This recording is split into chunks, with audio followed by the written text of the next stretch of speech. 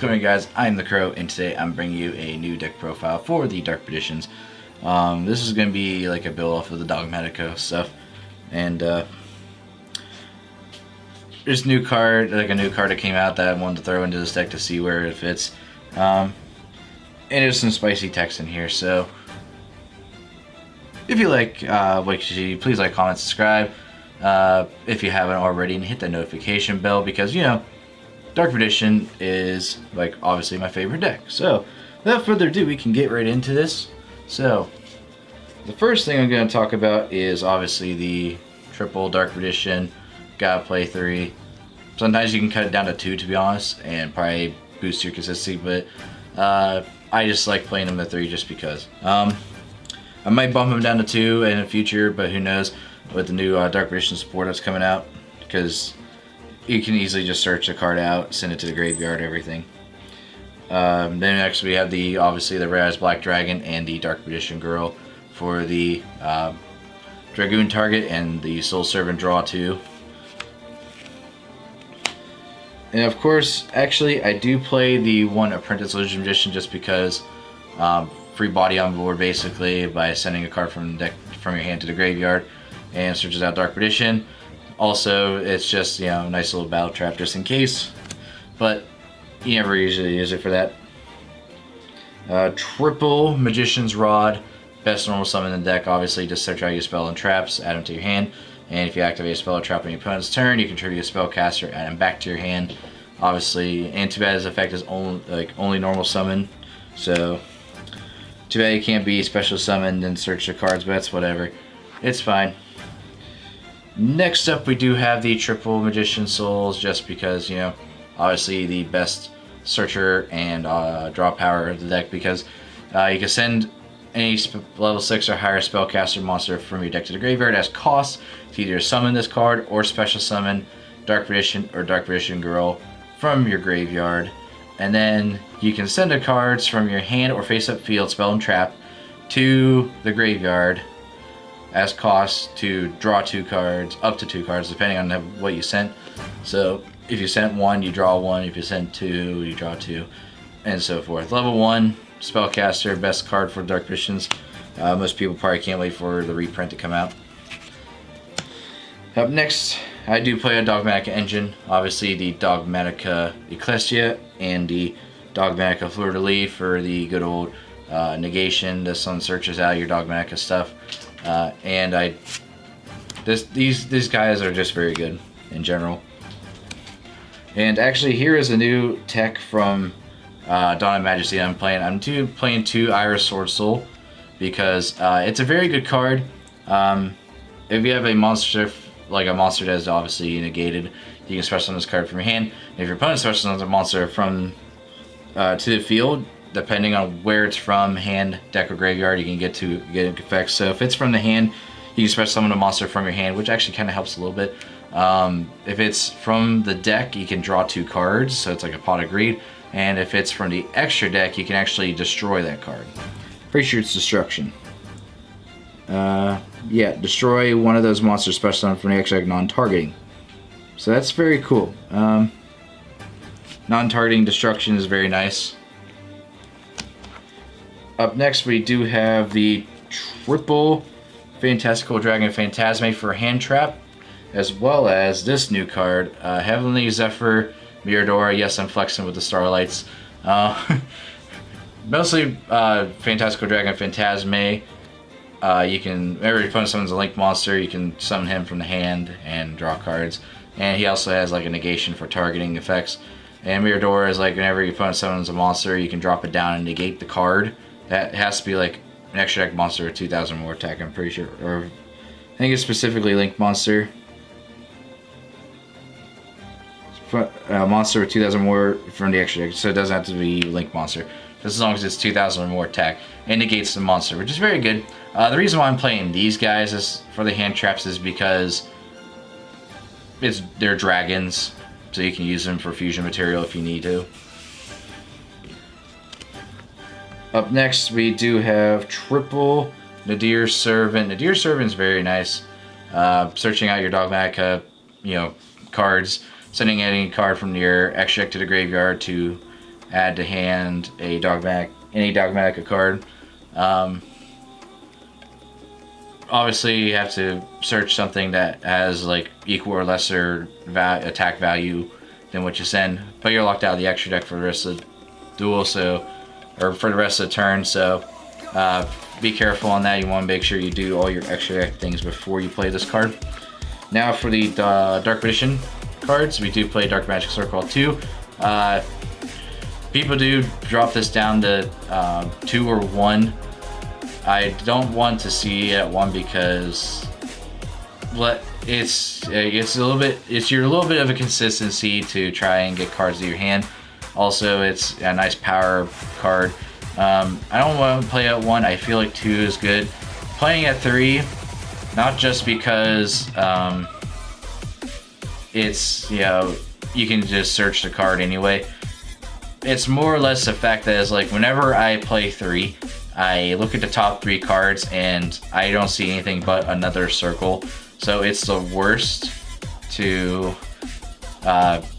look at the top 3 cards and see another circle to have to add to your hand, and it sucks.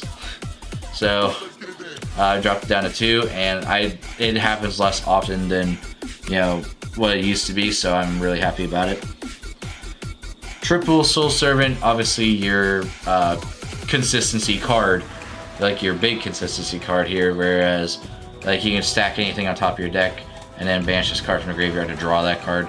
So depending on if you have Dark Magician or Dark Magician Girl in your graveyard, if you have just one of them, you can only draw 1. If you have both, you can draw 2. So very good. The first effect, by the way, is a quick effect. The second effect, where it has to be during your main phase, so it's not a quick effect. You have to try and remember that. The 1, Secret to Dark Magic, because it's a fusion spell. 2, Red Eyes Fusion, obviously for Verte and Dragoon. Magical Eyes Fusion. These are the good fusion spells, because if you end up having Red Eyes Black Dragon in your hand, and you can ditch it to the graveyard off of Apprentice, go into Verte, and, you know, send this instead to make a Dragoon. Actually, I do play a nice little field spell in here, which is Secret Village of Spellcasters, because spells are pretty big. You do have Sky Strikers. Sometimes you might get hurt by very Harpy's Feather Duster, because you're playing Dogmatica Punishment and Eternal Soul, and you don't really want to see those get hit. So I do play these Secret Village of Spellcasters just to stop my opponent from playing spells. Obviously you side that out if you're going up against trap decks. But next up is if your opponent hand traps us, it's whatever. You can draw 2 cards or take a monster on their side of the field, or even just rip another card out of your opponent's hand. And speaking of like our opponent possibly hand trapping us, I do play a Call by the Grave to stop the hand trap, so that way my plays go through. So there is this for the spells. And the last 2 cards are traps, and they are obviously Eternal Soul and Dogmatica Punishment. Eternal Soul protecting our Dark Magician and be able to reborn him back from the graveyard from all protected from all card effects. Also, if you run it, you can search a Dark Magic attack to your hand. If it leaves the field, it blows up all your monsters. But it doesn't matter, because when you play Dragoon, you at least keep him because you can't be disrupted card effects. And Dogmatic Punishment obviously is a card where it's like you flip it, send it an extra deck monster, and pop another card on your opponent's side of the field with a deck less than the attack value of the card you sent. So that is it for the main deck. Onto the extra deck. I actually do play double Red Eyes Dark Dragoon, obviously. Double Red Eyes Dark Dragoon is obviously what I play, as well as the 1 Dark Magician to Dragon Knight, just because it's an option to go into. We have the Dark Magicians for the last one. We obviously make 2 spellcasters to make this card for draw power. And the last fusion we actually play is Eldrazi Intis. Now you're probably wondering why don't I play Titaniclad? Well, I mean I can. I could throw it in. I might actually throw it in, replacing one of the cards in here, but it's whatever. The new Dark. I'll actually make a video on the new Dark Vision support at some point, and I could. There are some things that I know there's new cards that came out in Dawn Majesty. One new card that came out that really helps the new support because not only can, like, Illusion of Chaos is like a monster searcher, but you can also summon him out with high ritual art and stuff. But I will discuss that later in a different video, possibly. Please let me know if you want to hear me talk about Dark Vision support. The new support is going to be very good. I cannot wait for Battle of Chaos. But anyway, the reasons for this: 2 Dragoon, obviously, to negate your opponent's monster card or opponent's cards, any of your opponent's cards, and he also gains 1,000 attack permanently. Obviously, if you use both Dark Vision and Red Eyes Black Dragon, you can pop 2 cards on your opponent's side of the field and pop 2 monsters on your opponent's side of the field, and burn your opponent's life points away with the original attack of the monsters destroyed. Obviously, Dark Vision and Dragonite here. He is a protector of your back row. Can't be targeted or destroyed by card effects. He's Dark Vision on the field, so if you have Eternal Soul, he's unaffected. He's a 3k boss, basically. Obviously, the Dark Visions, if you use 2 spellcasters, which is going to be Dark Vision or Dark Vision Girl, or both if you want to use both. You can, obviously, if you activate a spell or trap at all, you can draw 1 card, and if it's a spell or trap, you can set it. And if it's a quick play spell or trap, you can actually activate it that turn. So if you draw Eternal Soul off of this, you can immediately set it and activate it on turn 1, which is very nice. I really like that. Obviously, Eldrazi Intis for an extra pop off of Dogmatic Punishment. By the way, Dragoon can't be targeted or destroyed by card effects. Up next, we do play Xyz Monsters Rise Flare Metal because we can actually use his effect to bring back Red Eyes Black Dragon if we need to. And he's just, obviously, every time your opponent activates a card at all, plays Yu-Gi-Oh! If he plays Yu-Gi-Oh!, he burns for 500. It's very good for in-game, possibly time. Like if you want to go, if you're going into time, he's very good because you can burn your opponent. And obviously, Abon Illusion Magician to actually summon out our Dark Magician, and an extra banish. He's like Soul and Circle on legs. That's it for the Xyz. Up next, we do have Underworld Goddess because it's a Kaiju and a Link monster, and you can actually easily make this. Not gonna lie. We do also have Access Code Talker for going OTK games. We have Selene for our Link 3. Selene is very good, obviously, to Reborn. Our spellcasters, we also have a IP Masquerena.